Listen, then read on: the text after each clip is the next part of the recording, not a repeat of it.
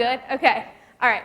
So I kind of chose this topic because this is something that I feel sometimes as Christians we don't necessarily get told. I think that a lot of the time we're told that we're supposed to have all of these qualities. We sing it in songs at church camp. We try and act out every single day. We try to be joyful and we try to be patient and kind. But a lot of the times, I know for me, that doesn't happen. And, you guys are in high school and in middle school, and those are some of the most important years of your life because you're finding out who you are and finding out where you want to be and who you want to become. So we're just going to go over these different qualities because, like I said, this is what we're supposed to say and what we're supposed to do, but this is how we always feel. This is how we always feel. When we're sad, when we're frustrated, when we feel like nothing's going right, these are our feelings. Okay? And I know a lot of these I have had throughout my life, and I'm sure some of you guys have had too. So we're just going to try and touch on some of these and take it from there. And if you guys have any questions about me or about anything that I'm saying at any point in time, stop me because I'm very chill and I don't like people to not ask questions because questions are good. All right, so for love. The opposite of love is obviously hate. And I hate a lot of things, vegetables being one of them, like we discussed earlier. But we're going to look at 1 John 3:13. And this is to us. So this is what we need to realize. All right? We're going to look at 13 to 15. Do not be surprised, brothers, that the world hates you. We know that we have passed out of death and into life because we love the brothers. Whoever does not love abides in death. Everyone who hates his brother is a murderer, and you know that no murderer has eternal life abiding in him. Okay? So 1 John is showing us that we will be hated. Not only do we sometimes feel hate, but because of who we are and what we believe, we will be hated. We will have people against us. We will have people who fight us, who don't agree with our beliefs. And our job is to love them. But sometimes we feel that exact same thing. You try to continue to love them, and you try to continue to be nice to them, and you try to explain to them, and all that you get is frustration, and sometimes it can lead to hate. And that's us. We're not perfect, and we need to realize that. And it's okay. It's okay not to be perfect. But we need to strive to be like that. We need to strive to be patient and loving. All right, so now we're going to look at Psalm 139. This is 20 to 24. They speak against you with malicious intent. Your enemies take your name in vain. Do I not hate those who hate you, O Lord? And do I not loathe those who rise up against you? I hate them with complete hatred, and I count them as my enemies. But here's the good part. Search me, O God, and know my heart. Try me and know my thoughts, and see if there be any grievance way in me, and lead me in the way everlasting. So right there in Psalms, it says that we are going to be mad, and we are going to be frustrated, but God knows that. He knows that, and he is going to help us if you ask him to go in the right direction. Okay? So the main thing that we're going to look at is, yes, you're allowed to feel all of these things. But when you start to feel them, if you go to God, it's going to get a lot easier. Or it may get harder. I mean, like I said, people are going to hate us because of what we believe. But that's why we need to work that much harder to love them even more. Okay, so now we're going to go to joy, and obviously the opposite of joy is sadness. And we're going to look at Ecclesiastes 7, 2 to 4. Sorry, I have a lot of sticky notes. All right. It is better to go to the house of mourning than to go to the house of feasting. For this is the end of all mankind, and the living will lay it to heart. Sorrow is better than laughter, for by sadness the face of heart is made glad. The heart of the wise is in the house of mourning, but the heart of fools is in the house of mirth. Okay, so the author of Ecclesiastes tells us that sadness is something that has to be had, because without sadness, the heart cannot be made glad. So if we aren't sad and if we are always happy, what reason would we have to believe in God? What reason would we have to want things to get better? A man seeking his own happiness while not doing the right thing is not a man after God. We as believers are told that we will struggle more for our faith than others. So like I said, we just need to focus and understand that we are not having the easy route, okay? So now we're going to look at peace, and the opposite of peace is going to be restlessness. We're going to look at Mark 4:35 to 40. All right. On that day, when the evening had come, he said to them, "Let us go across to the other side." And leaving the crowd, they took him with them in the boat, just as he was. And the other boats were with him. And a great windstorm arose, and the waves were breaking into the boat, so the boat was already filling. But he was just in the stern, asleep on the cushion. And they woke him and said, "Teacher, do you not care that we are perishing?" And he awoke and rebuked the wind and said to the sea, "Peace, be still." And the wind ceased, and there was great calm. He said to them, "Why are you so afraid? Have you still no faith?" All right. So that is whenever they're in a boat and Jesus is sleeping. There's this horrible storm. Everything may be going wrong in your life. There's this horrible storm. You're fighting. You're crying. You're praying. You're trying to get your life right, and you're like, "Jesus, where are you? Like, what is going on? Why have I been so good and I've been so faithful and I've prayed and I've talked to you and I've loved you?" And Jesus says, "Do you not trust me? Do you not think that what I'm doing has a purpose?" See, this story of Jesus calming the seas is an example of what he's going to do in our lives. Each day that we struggle or each day that we face something, it's for a bigger purpose.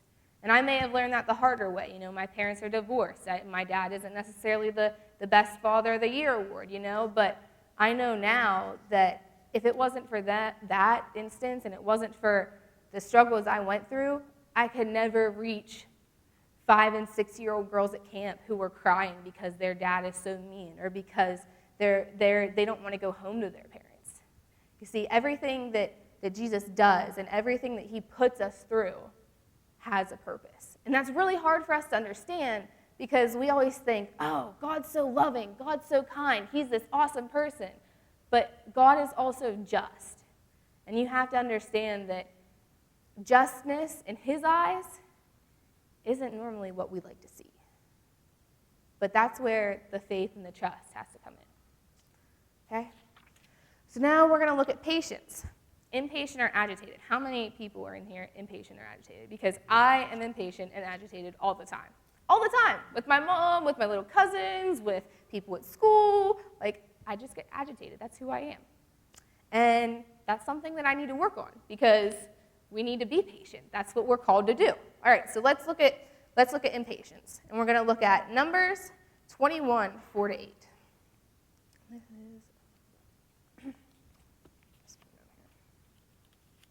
Sorry, again, with a lot of sticky notes. Okay, so from Mount Hor, they set out by the way of the Red Sea to go around the land of Edom.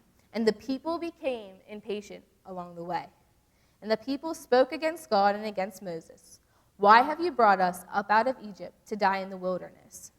For there is no food, no water, and we loathe this worthless food." Then the Lord sent fiery serpents among the people, and they bit the people, so that many people of Israel died. And the people came to Moses and said, "We have sinned, for we have spoken against the Lord and against you. Pray to the Lord that he take away the serpents from us." So Moses prayed for the people. So because some people became impatient with God, he silenced them. He sent the snakes, and he said, "You don't trust me? That's fine." He silenced them. But what did he do? He made an example of them, and then he brought them back to life. He makes everything happen in his own time. So you have to understand that, again, God, you are not God's first priority. God is his first priority. His ways, his picture for the world are his first priority. And again, it's okay to be impatient. But he will set an example of you for it. And you have to understand that that may come. I have learned that one too many times. I personally have had so many times where I am impatient or I am grouchy, and it bites me right in the butt. He says, "Yep, look at you. No, I'm gonna get it 10. I'm gonna make you feel it 10 times worse." But we have to realize that we deserve that. We do not deserve all of this love and this joy and this peace and the being self-secure. We do not, to us, we should not have any of that. We are sinners. We're imperfect. We're crude and we're foul and we're mean and we're self-loathing. We are one who doesn't deserve the grace of God. And this right here, I just want you to know that you need to understand that you're not supposed to be perfect. You're not called to be perfect. You're called to be a human, and you're called to use your human inadequacies and your mistakes and your struggles to make his kingdom that much better. Because you guys, you may not have the same story that I do, and you may not have the same story that I do, but I can reach those little kids who have horrible parents. You might be able to reach those super good Christian people that I always looked up to and never knew because I didn't even go to Sunday school. You might be that person that someone else needs the most. It's okay to be who you are, but just always strive to do a little better, okay? All right, so we're going to keep going. Am I okay on time? I have 7 more points. Oh, okay, that's good. All right. So we're going to look at kindness now. And obviously, the opposite of kind is rude. Who else is rude? I'm really rude. So impatience and rudeness, if I'm in a bad mood, those are my kickers. All right? So we're going to look at 1 Corinthians 13, 4-7.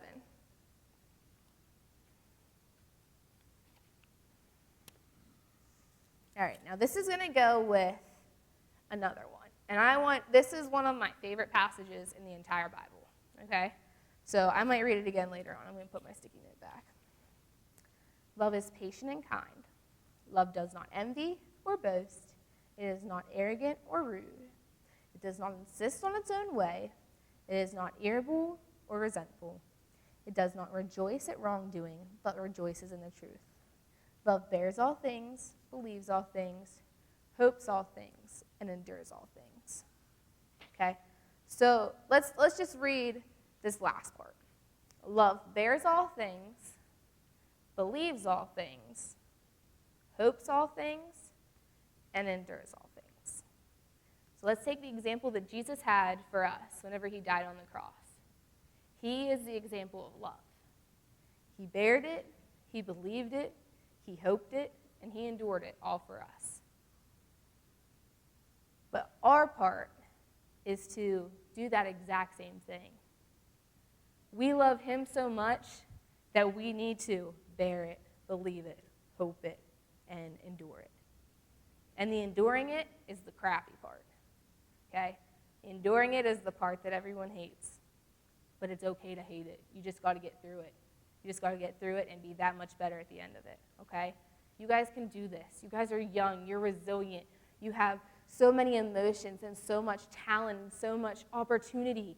And you guys just think you're in this little tiny box. You just think that, oh, I can't do this. I can't get out of this. I can't. And it's okay. It's okay to feel that way. But you have this whole group of people here that love you to death, that believe the same things that you do, that just want to help you. One of the hardest things I ever learned coming to this church was it's okay not to be okay.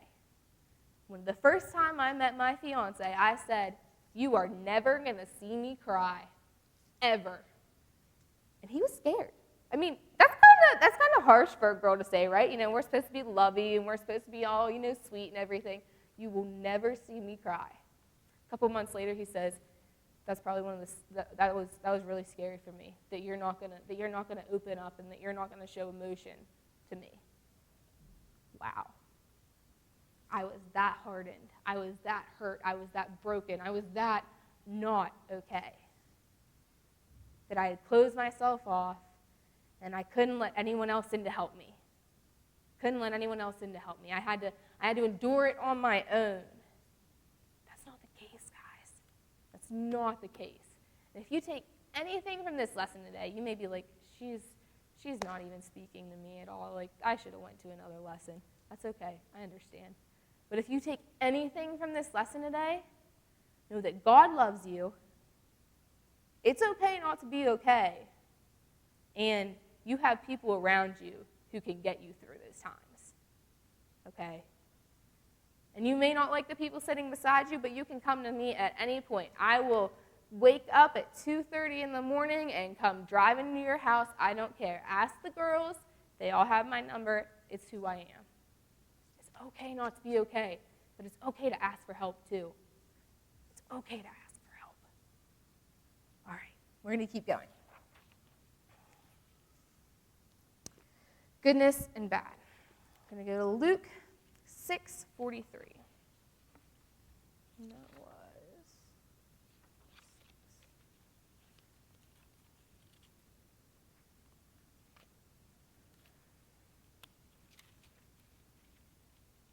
All right. Okay, so this is goodness, and now we're talking about badness. For no good tree bears bad fruit, nor again does a bad tree bear good fruit. For each tree is known by its own fruit. For figs are not gathered from thorn bushes, nor are grapes picked from a bramble bush.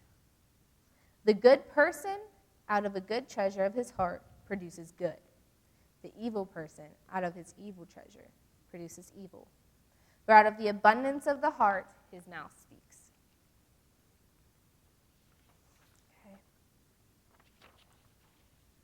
These passages tell us where our hearts should be. They tell us that we should be the good, that we should be the right, and we should bear good fruit. But just like all of these words up here, we don't always do that. But the difference is you have to look at what they're talking about. They're talking about trees. They're talking about things that have roots, okay? They're talking about things that don't stand on their own. See, if you plant your roots in the right soil and you have a horrible windstorm, if you're planted just right, you're going to shake and you're going to tremble, but you're not going to fall. Okay? But if you're planted, if you have your hopes and your beliefs and your feelings in something that you know is not right, or you know what God hasn't called you to do, man, you're really going to be struggling. You might want to grab onto someone else's roots and hope that they can hold you too. Okay? Like, it's just how it is. And it's really hard. It's really hard to be planted in the right spot, because sometimes, you're not originally planted there. Just like me. I wasn't originally planted there. I was plopped down, and I was watered some, and I got the sunlight, but I didn't have the right roots. I didn't have the good soil. I didn't have the nice, pretty hole dug for me. But I figured out how to do it. And I'm not saying that in a rude way, but you got to work for it, guys. You got to work for it. You got to endure that. And you got to be proud of it. You got to say, yes, I did this. I went through that divorce, and I walked out better because of it. I went through the times when my dad left bruises on me, or the times whenever, and guess what? I'm here today, and I'm happier than I've ever been because I know that God has blessed me abundantly through it. And it's weird, and it's scary, but it's perfect. It's His. I sit back, and I'm crying because it's tears of joy. And, it's amazing to me how at that time I couldn't feel any lower in my life. And now I look back, it's like, wow. He knew all along. Like, of course, well, duh, Courtney, he knew all along. But he really did. He knew that I'd be sitting right here telling you guys this exact same thing. and being like, see, that's why you were plopped there. You needed to plant yourself. Okay? So plant yourself. Plant yourself in the right soil. Plant yourself in the right area. And people are going to come along, and they're going to prune you, and they're going to try and cut you down, and they're going to try and make you die. I mean, let's be honest. That's the world we live in. America is one of the most selfish countries I know. Me, American dream. I need to do this. I need to get there. I need to do it as fast as I can. Forget everyone else. As long as I get further ahead, I got it. I got the American dream. As long as I keep pushing, as long as I make more money than him over there, it doesn't matter if he's on the corner. As long as I make more money, as long as I climb that ladder, I'm good. No, don't fall into that. Don't let people prune you. Don't let people snip at your core or at your belief. Give them a leaf and say, here, go take that and figure out what to do with it. I'll stay right here. You can't take my branch. You can have a leaf, and maybe you can see why I stand where I do. But you're not taking a branch. No. The wind will come and smack you with it. It's okay. All right, so we're going to keep going. So we are at faithfulness. So this is disloyal. So now we're going to go to Hebrews 3:2.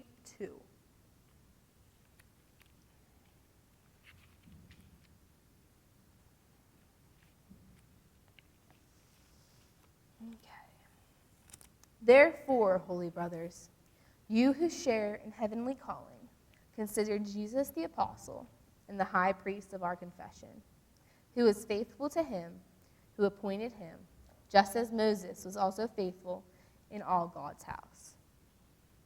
Okay, so we're talking about faithfulness here. And this is where it starts to get tough in the Christian life. You ever lay down at night and this happens to me all the time. Lay down at night, start to pray, and then oh my gosh, I forgot to tell right in the middle of a prayer. I'm talking to God here, and I forgot to tell one of my friends that I got them a paper for class tomorrow. Jeez, Courtney, what are you doing? What are you doing? Come on, back on track. All right, dear God, I'm so thankful for, oh my gosh, I forgot to let the dog out. He's going to wake me up in the middle of the night, and then I'm going to be grouchy in the morning, and I got to do that. Oh my gosh, Courtney, you just did it again. What the heck? Am I the only one that does that? Please tell me I'm not the only one that does that. Okay, because I feel that all the time.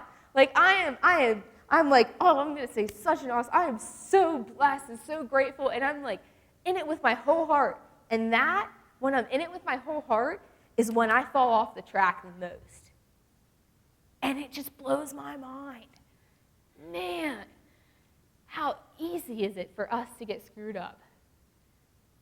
But it's okay, because we are not Jesus, and we are not God, and we are imperfect, and that's why he died for us. But you got to realize, when you get off track, you got to start back at the beginning. When you let the dog out, you got to be like, sorry, Jesus, that was pretty stupid, and start talking to him again. Just know that you're in it with him. You're not trying, we always think that we have to put on our best act for God. These things are the things how we're supposed to say and how we're supposed to feel and how we're supposed to treat everyone. And, you go to Sunday school, you read the Bible, you do your devotions, you say your nightly prayer, I follow all the rules, Jesus. You and I must be pretty close.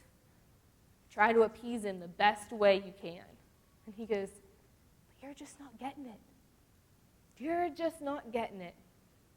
And he'll knock you down until you do. And as horrible as that sounds, sometimes that's the best way you can learn. Now, some of you, I pray that you don't have to go through horrible, traumatic things. I pray that you don't. But I will tell you that you are one blessed person if you don't go through one bad thing. God really loves you, or he has one heck of a plan for you.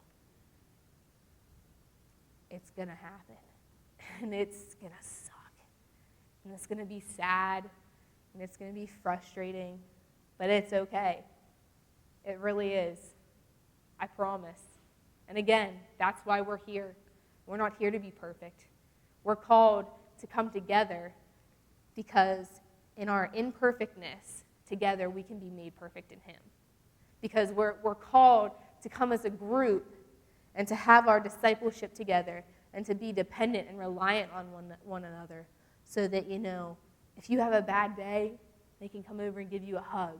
Or if you're going down the wrong track, say you left the dog out one too many times in your prayers, and you're like, Courtney, come on, let's go. This is stupid. You need to get back on track. That's what we're called to do. That's why we're here. Okay? All right. I'm going to keep going. I keep talking a really long time. I'm sorry. Self-secure. So, ladies, this one's going to be more for you. Self-secure. Insecurity. Man, isn't that a fun word? Oh, it's one that men, you might understand it. I don't know. I'm not a guy, so I can't say this. But some of you guys are like, they're beautiful. Like, what?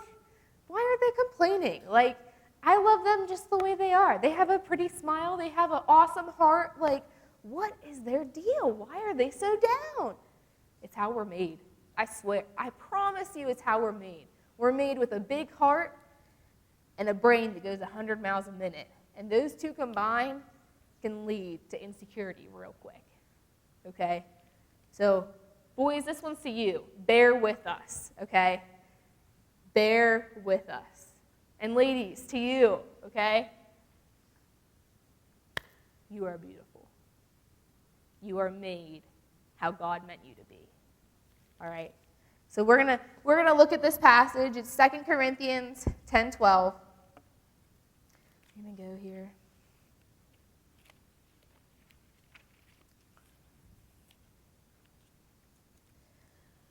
Not that we dare to classify or compare ourselves with someone, for those who are commanding of themselves. But when they measure themselves by one another and compare themselves with one another, they are without understanding. So let's read that. I'm going to read that slower, and I want you guys to think about that, okay? I'm only going to read the second part.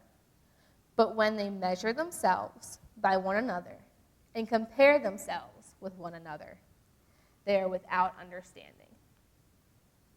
Ladies, does this make sense? Oh my gosh. See, Ryan, this is why I shouldn't have had one of these. All right, so. Hold on. See, now it's not even going in my pocket, guys. Man. All right, so ladies, let's go back to this. I promise that wasn't on purpose. How many of you are like, oh my goodness, she is just so beautiful. Dang it, I want to have her hair. Look at how skinny that girl is. Did you see her in her prom dress? That color just matches her eyes so perfect. And you're like, why? Why can I not be like that? Why can I not have that pretty dress? Or man, he's got some nice muscles. He can bench like 250. I wish I could do that, man. Or look at that beard. That's my fiance's thing. Look at that beard. Courtney, do you see that beard? It is the most beautiful beard. I am so jealous. Dang it. I wonder how long it took him to grow that. I'm talking like he looks up stuff online, guys. Like he is obsessed. Okay, anyway, going on, okay? So, but whenever we start to compare ourselves, ladies and gentlemen, do we understand why we're different? Or do we just get more confused and more frustrated? Huh?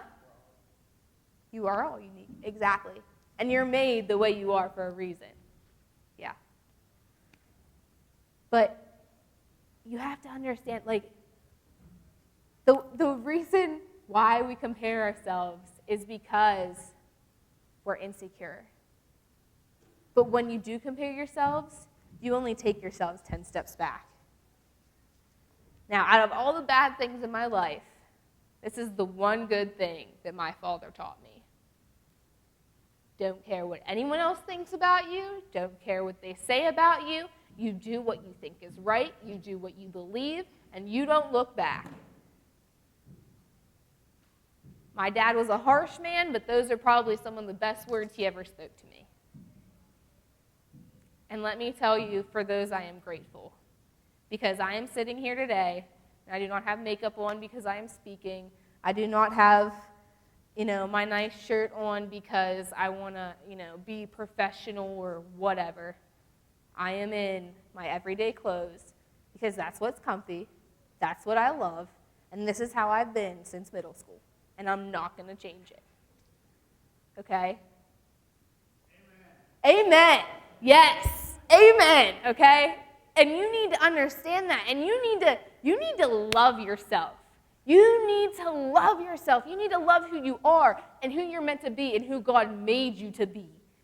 Okay? Who God made you to be is better than what you could ever imagine. You just don't see it yet. And when you start to compare yourselves, you're never going to see it. Believe in yourself. It's okay to feel insecure, but realize that nothing in that insecureness is going to make you a better person. It's okay not to be okay, but you are okay. You are perfect. You are just how God meant you to be. Every eyelash, every hangnail, everything. Okay? Just love yourself. Love yourself. Because if you can't love yourself, you can't love others. If you can't love yourself from the start and love who God created you to be, how are you going to be able to love others the way that He made us to do? Okay? All right. Let's keep going. Oh my gosh, we're on our last one. Gentleness and roughness. All right, we're going to look at John 6:18.